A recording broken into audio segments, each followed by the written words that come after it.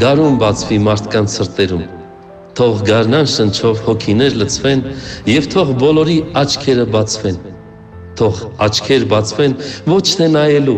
տեսնելու համար, որ կյանքն է սիրուն և ամեն մի մարդ մեջը հայելու, նայի հասկանա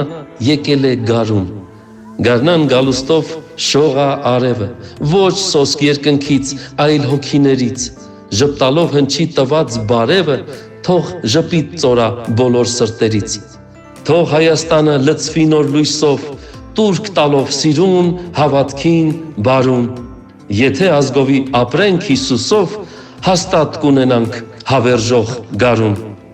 Սրտերը բացեք, գարուն է գալիս։